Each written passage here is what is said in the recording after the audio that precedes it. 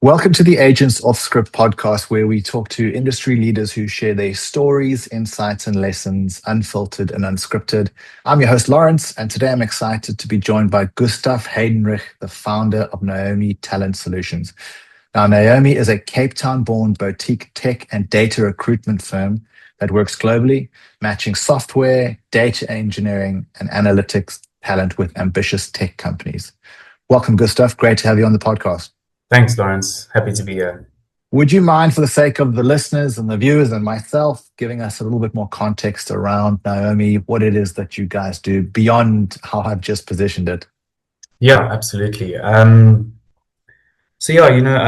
was at the bank for, 4 years or so, and ended up automating all of my portfolios. Kind of made me a little bit scared of what is to come. If I'm automating myself out of a job, where does my career lie? And I've always been an entrepreneur at heart. I started my first business when I was 8 years old, buying sweets and chocolates from Macro and selling that at school until the tuck shop asked me to stop. And when you're stuck in corporate, there's always a ceiling, and I think if you make it out on your own, you impact far more people than just approving credit loans and limits, etc. And I thought recruitment could be done better. I've obviously learned so much in the almost now next month will be 5 years. I thought, if I implemented some of my own automation and that kind of technical approach, it could be done better. And obviously, I think we'll probably cover it a little bit later, but things don't always work out that way, but still happy I made the jump. And from a recruitment perspective, we focus on, as you mentioned, software engineers, machine learning, data specialists, pretty much anything in the tech and product spectrum. And when you think about Naomii in 3 to 5 years' time from now, what does success look like for you? Is it scaling? Is it specialization? Is it technology integration, or is it something entirely different? Look, without giving away too much IP, I'm pretty sure I'm not the only person that have had these ideas, but I think, matchmaking in job hunting is broken. Hopefully LinkedIn don't cancel my account, but LinkedIn is, a social media platform that is monetized. There are candidates that I've worked with that have been placed at some of the top engineering firms that I know of that were unemployed for 7 months. And so where's that, mismatch happening? Is it the job posting? Is it people not posting their jobs? In 3 to 5 years, Naomii has a presence on multiple continents, multiple staff, impacting the lives of thousands of candidates, finding them jobs, improving that efficiency and job matchmaking, essentially. Diving into the point you made around LinkedIn and how you feel like it's broken, I highly doubt they'll do anything because of this conversation. But it's quite an interesting topic because you feel like LinkedIn is sort of the immediate go-to for most professionals who are looking for a change in direction, change in company culture, whatever it may be. And as you say, it seems to be a little bit broken. And the example you had about the really well qualified individual who just couldn't find a job for 7 months. Why do you think that is? Yeah, so look, I think number one, to find the right job actually takes far more intricate searching. So if you search, for example, software engineer, thousands of jobs are going to pop up, but they're not all going to be relevant to your specific skill set, which means you then need to actually go and refine your search. And a lot of, people seeking employment don't know actually how to do that. So for example, in recruitment, one of the most common things we utilize is what is called a Boolean string, which is basically saying software and, for example, JavaScript and front end maybe. So just by using those three terms, you are telling LinkedIn you can do this on Google, in your emails, you can do this in your downloads folder. You're basically telling LinkedIn, I'm looking for all three of those terms to pop up on a job. So there you've already refined your search to maybe something you are more specialized in. Because if you're just looking at all the jobs, you could spend hours, if not days, weeks, scrolling through the job and then applying for something that's relevant. The other challenge is, and it's, there's companies out there that post jobs and they're just trying to build up a passive pipeline of applications or candidates. You pay per application. So Naomii doesn't actually post jobs, because if I get 100 applications, I'm paying for each one. And some people will just, spray and pray, apply to all the jobs that they can see. So of those, for example, 100 applications, I might have 3 to 5 that are relevant, which means I've paid for all of those that are not relevant when I can actually just headhunt or tap into my network. So from a employment seeking candidates, there's so many jobs available, but then to go and find the right one takes forever. And what I realized with recruitment, it's who it's your network, it's tapping into your network, it's getting referrals, getting introductions. And then from a job posting perspective, as a hiring company, you don't actually have, you aren't necessarily able to narrow it down as effectively as you'd like. Because let's say you're a massive corporation and you get 1,000 applications. Who's going to sit and go through 1,000 applications? Right? You're spending a minute, 2-3 minutes per application. How many minutes is that? That's 50 hours. It will take someone a whole week just to review them. They've got other things to do, I'm sure, as well. So I think it's broken in that regard. Yeah, that makes complete sense. And it sounds like you're bridging that gap really well. If we sort of focus as you as the founder, how do you make the strategic decisions that you need to make on a day-to-day basis? I mean, how heavily do you rely on data? How heavily do you rely on your intuition? Or is it a bit of both? Yeah, it's definitely a bit of both. I try to bring in my data background into recruitment. Everything is data points. When I speak to a candidate, I think another big challenge on something like LinkedIn, for example, is that candidates don't actually know how to portray themselves appropriately by, disclosing exactly what the impact was in a company. It's fairly generic. So then I now need to go and probe and find out exactly what kind of information is not being, articulated in a way to present themselves appropriately. So using the data points, selling on that, and then I think intuition comes from experience. So I've seen this kind of profile before. It's probably not going to work for my client. I'll move on to the next one before engaging with them, type of thing. I think a lot of the intuition is from 5 years of experience, in the sense that I've seen where things go right, I've seen where things go wrong. And the other crazy thing with recruitment, as much as you can use data, you're still working with people, right? So everything can go well, you can do everything right, but then a candidate might reject, or they might get a better offer somewhere else. So there's still a lot that can, kind of fall through the cracks. And as a founder, you generally start a company and you wear many hats. You juggle many balls, but then a point in time comes where you need to start delegating responsibility as your team grows. Are there any decisions that you found really hard to hand over, to delegate? I think, from a clientele perspective, there's certain clients, like if it's a brand new client, probably small scale, it's easier to delegate that. Some clients are easier to work with than others. So the easy ones to work with, it's easier to delegate that. The ones that can be a little bit choppy, those are ones that are probably better for me to handle.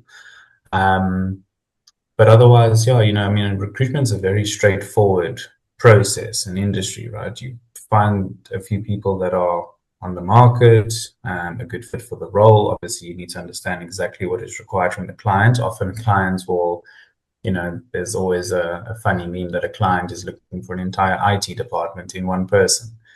So it's just really understanding what's priority, what are non-negotiables, what is kind of like a nice to have.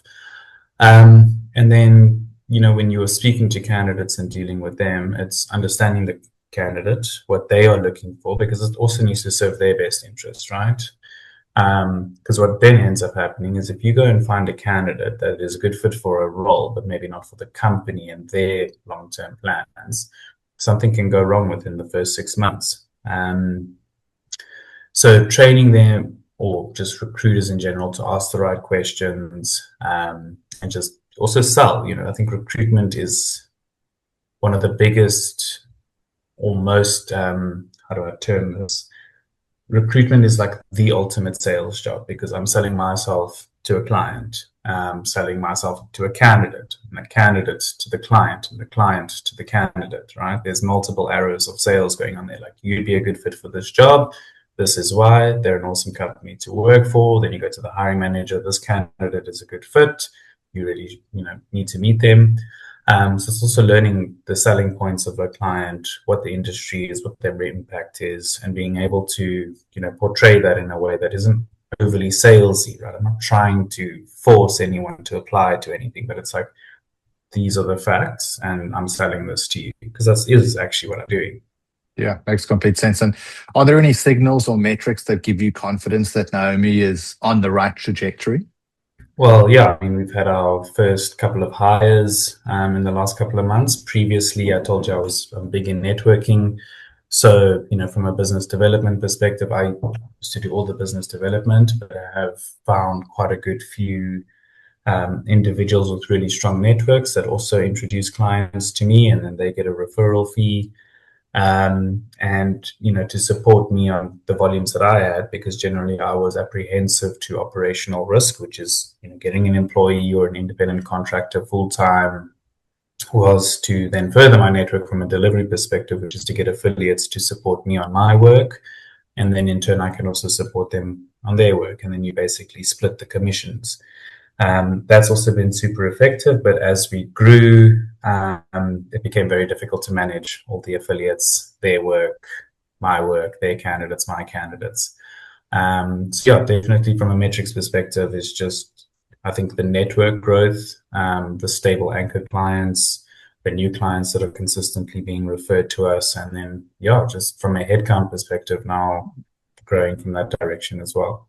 Yeah, absolutely. And as you've grown as a company, I mean, what's been the biggest operational challenge that you've had to overcome? Is it, sort of keeping up with client demand? Is it maintaining quality perhaps, or is it ensuring consistency across the process? Sure, probably all of the above. I think capacity is always the limiting factor. I'm a very big family man. I try to be very present. But you could easily, recruitment doesn't stop, right? Like, I could actually be sitting tonight and headhunting candidates for a specific role. Like, there is no off switch unless I switch it off, basically. So capacity is probably one of the biggest limiting factors. Yeah, and look, I think client demand, I think recruitment comes in waves. I think you're lucky. I think Naomii is very fortunate that we have a consistent stream of work with these affiliates. They've also got clients. There's always a stream of work in that regard. And are there any tools or systems that you're currently using that have made a really big difference in terms of helping you scale a little bit more responsibly? Yeah, look, I've always been apprehensive to get an ATS system, which is an application tracking system, or a candidate database, purely because I was, the only person running the show. I didn't have time to now go and add candidates, write notes, etc. I knew if I could find the information that I would find it again, and that was, as I mentioned to you, the Boolean string and how useful that is. If I'm looking, get a new role in, the first thing I do is go and check in my emails, whoever I sent out before I even have to start headhunting, so just tapping into my network. And then obviously LinkedIn have a couple of tools and services that they offer. So I'm on a recruiter subscription there. Does help a little bit. If you're on standard LinkedIn, they limit you to, I think, 4 or 5 terms in the Boolean. But if you're on the Recruiter Lite version, I mean, it's quite cheap actually.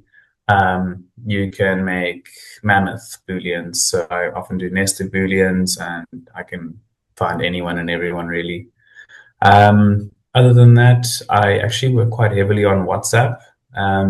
which a lot of people would probably not be keen to do. The reason I do that is because I build long-term relationships with my candidates, right? And the reason for that is, fortunately or unfortunately, a lot of us have to work for 30 years. And there's some candidates that I've placed twice, and I had a call with a candidate yesterday that I first messaged back in 2021. So you are playing the long game, and that's why the WhatsApp chat is, I prefer it, because now if I scroll up, I can go and see all of our conversations. I can immediately remember, because I obviously take notes on the call. Okay, here's Lawrence, this is what he's looking for, this is his salary, he could be at this range now, let me see if he's interested. Other than that, couple of Chrome extensions that also assist from a contact information perspective, which I don't generally prefer to use, because I don't do cold calling or cold emailing really. I'd rather send you a direct connection request with the notes, like, hey Lawrence, how are you? I'm looking for this kind of individual for this type of company. Would you be interested in learning more? Type thing, Yeah. So I try to do it on a platform that people have exposed themselves to, because if I just go and ring someone up, like, oh, where did you get my number? And we know what's happening with cold calling in South Africa at the moment. So yeah. Yeah. And tell me, around the aversion to receiving messages on WhatsApp, would you say that that's a issue that's contained to your South African audience? Not necessarily. I think it's that whole accessibility kind of debacle. I am accessible technically, 24/7, 365, because a candidate can message me on a Sunday morning saying, where are we at with this? Do you have any feedback? I need help with my assignment. So I think that's probably the biggest reason why there's a little bit of apprehension working on WhatsApp. Yeah, makes sense. So I'm quite interested to understand how do you balance the need for automation, which provides a little bit more efficiency and maybe frees up more of your time? How do you balance that with the personal touch that you speak about that sort of defines you as a boutique brand or a boutique company?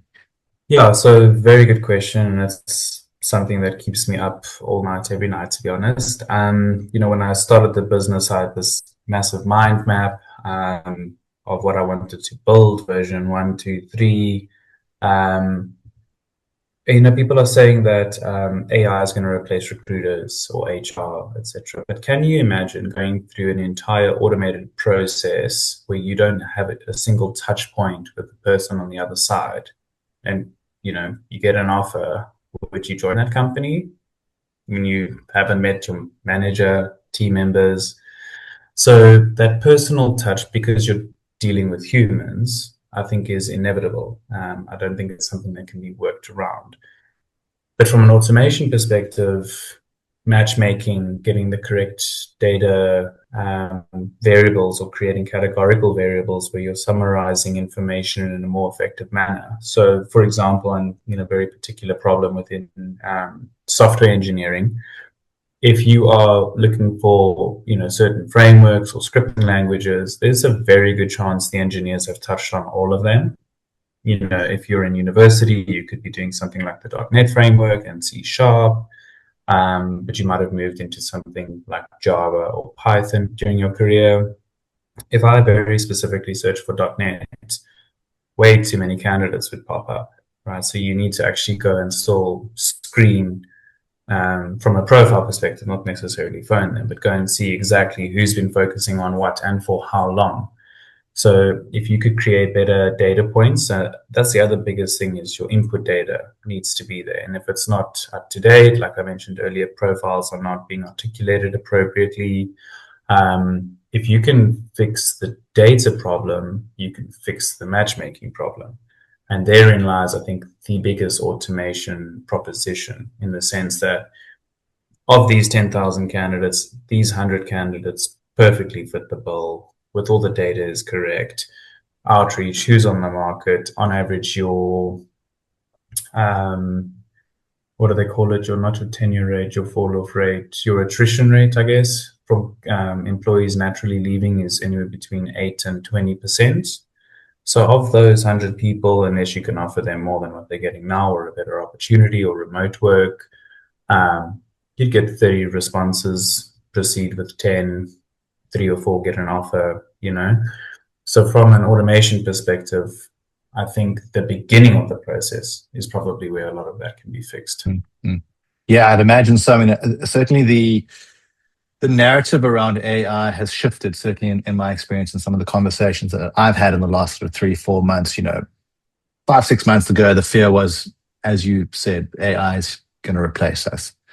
But I think the more people have started to, sort of sink their teeth into AI and what it can actually achieve, that narrative has now shifted to AI can augment us. It's here to help us. It's here to make us more efficient. So the process that you've just described, I mean, is it not then just a numbers game and getting as much in the funnel if you sort of your attrition rate filters down to, let's say, 100 applicants, 2 to 3 get 2 to 3 get jobs? I mean, for you, is it a numbers game or not?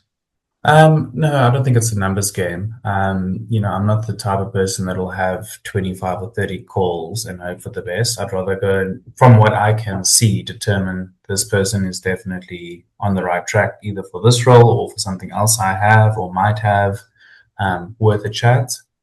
I don't think it's beneficial to anyone if I just have unnecessary calls. So from a metrics perspective, it's definitely a quality over quantity kind of approach, because you'll also see, like, chatting to 5, 10, even 15 candidates on a daily basis is exhausting. Like, your social battery is gone. Like, the last thing I want to do is see friends on a weekend.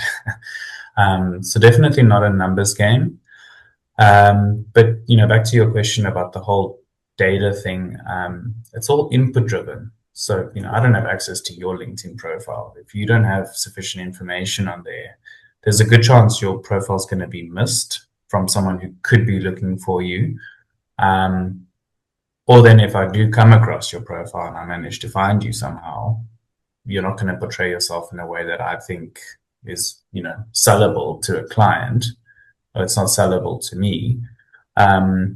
So if you had to fix all of those data inputs, which would require about 1 billion LinkedIn users to go and update their profiles appropriately, then yes, you could probably implement some automation in there. Yeah, I got you. And I'd love to ask this question: if you could if you could wave a magic wand and fix one internal process within Naomii overnight, what would that be? I mean, do I have any limitations here? No limitations. Let's say unlimited budget. Whatever needs fixing can happen, and can happen immediately.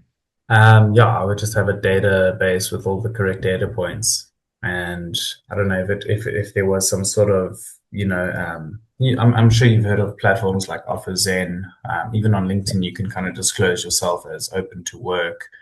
It's kind of create like a social media platform of sorts where you say, like, this is open, would you be interested? And it's kind of indicator based, so zeros and ones. So this has popped up, would you be interested? Are you interested? Are you on the market?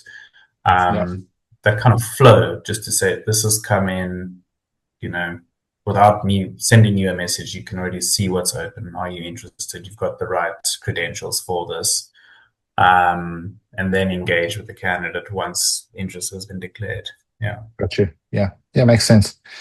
And so let's talk for a second around client acquisition. I mean, the recruitment landscape is reasonably crowded.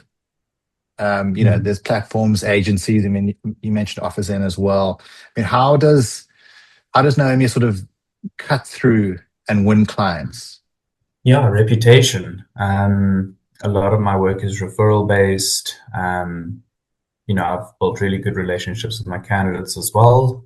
I ask them for referrals, not just of colleagues, but do you know anyone that's hiring? Has anyone reached out to you? Could you get me an in? All I need is an intro.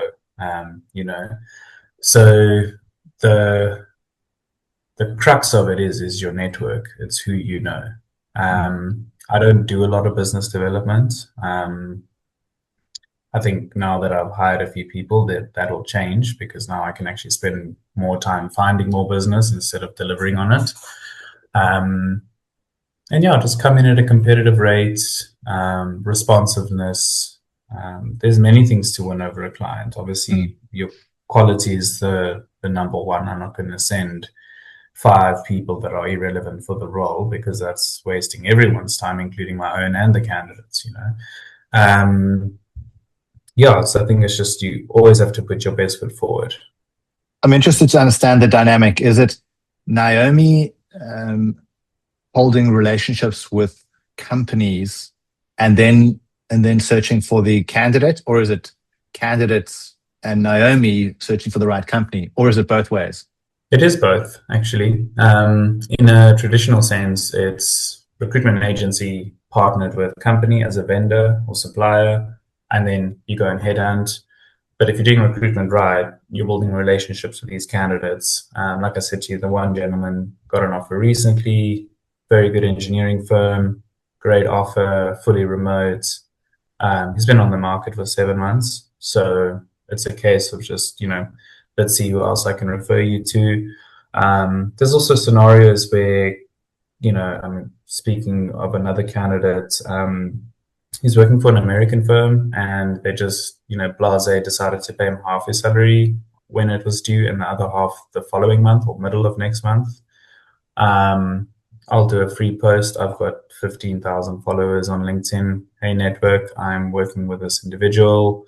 No referral fees needed. Does anyone know anyone hiring?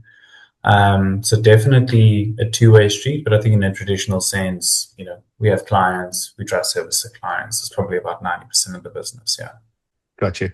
And how do you communicate Naomi's value to those clients? I mean, some might see recruiting as a commodity service, but you know, it's obviously not. Like, how do you impart that value to your client base?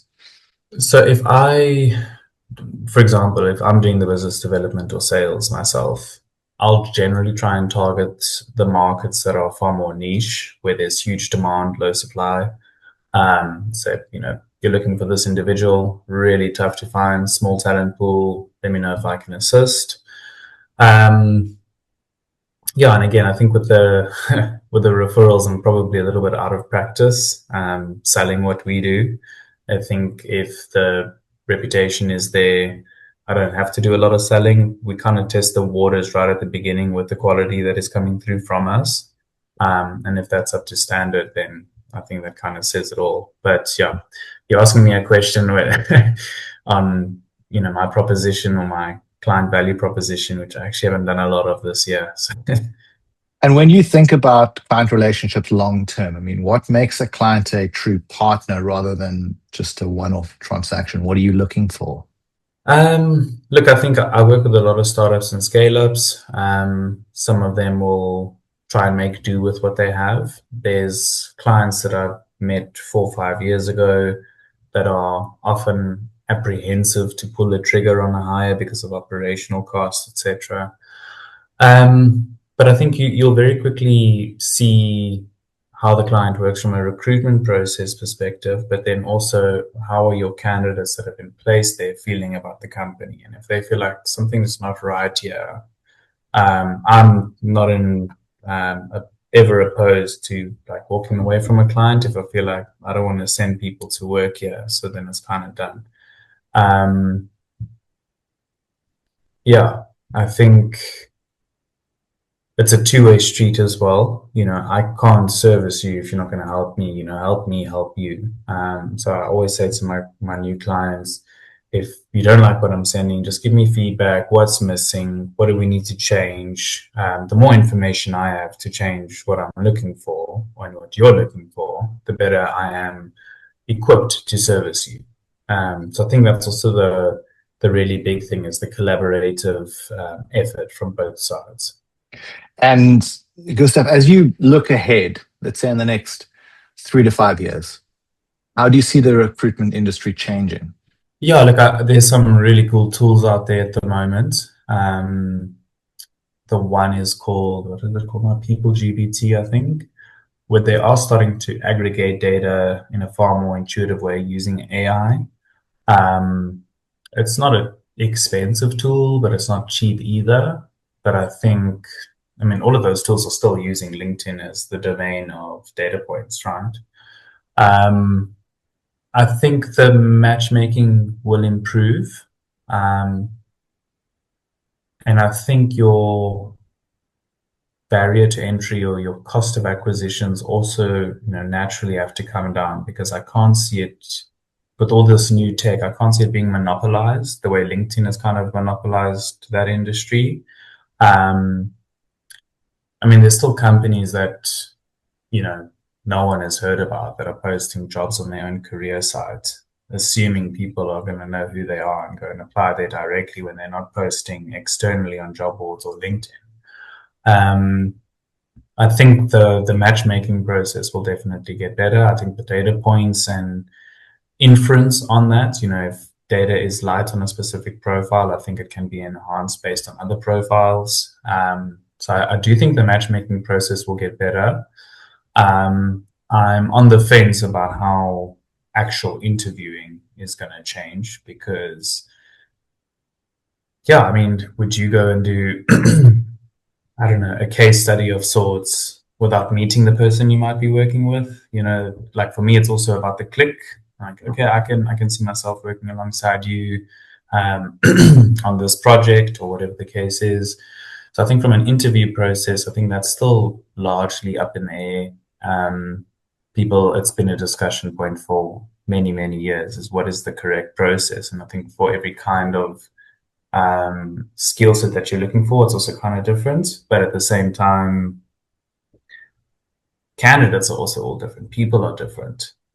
So is one process the right process? You know what I mean? So I think from an interview process perspective, I don't know. I'm on the fence about commenting on that, but I do think matchmaking and data points will improve in time to make the candidates getting the job far more efficient and effective and cost effective as well. Yeah, absolutely. And just one comment on the interview process. Certainly, one question that I ask a lot of the operators that I chat to is when we talk about sort of talent and culture, and I ask them, what is the one area or aspect that's important when you hire a new talent or a new individual to join the team? And it is that click, as you say. It's there is an assumption that they have reached the interview stage because they have the required skill set or the required education. And then it's really just about whether they vibe, And if you're removing the human out of that process, then there will never be that click. So I think you make a very, very fair comment there. Okay, so if that's the future that you envision, where do you see Naomii fitting into that future? Hopefully having access to all of that data, and with the reputation that our success rate is really high. We want to be kind of like a household name, trusted by candidates, employers, fixing the craziness that is finding employees and finding a job in a world. I mean, if I look on, for example, Recruiter Lives, there's 1 billion people on LinkedIn. At any given time, there's about 100 million people open to work. And I think in general, one could probably assume they are your white collar workers. But then there's also like 20 or 30 million jobs posted on LinkedIn, plus other platforms. Why is that, why the disconnect? So hopefully in 3 to 5 years, even less, that is fixed. Yeah, absolutely. Well, Gustaf, if our listeners and viewers want to connect with you and the team, where's the best place for them to do that? Yeah, LinkedIn, email, our website as well. They can drop us a contact form there. Always open to having a chat. Amazing. Well, thank you so much for joining us on the podcast today. It's been an interesting deep dive into Naomii, from its early days to the journey that you've experienced in the last 5 years. So thank you so much for that. Yeah, thanks, Lawrence. Thank you for the opportunity to be on here. And hopefully we can collaborate soon. That's it for today's episode of the Aegance Offscript Podcast. If this conversation sparked something, a thought, a question, or a new way of seeing your own business, Like the video, subscribe to the channel, and leave a comment down below. We'll catch you on the next one. Cheers.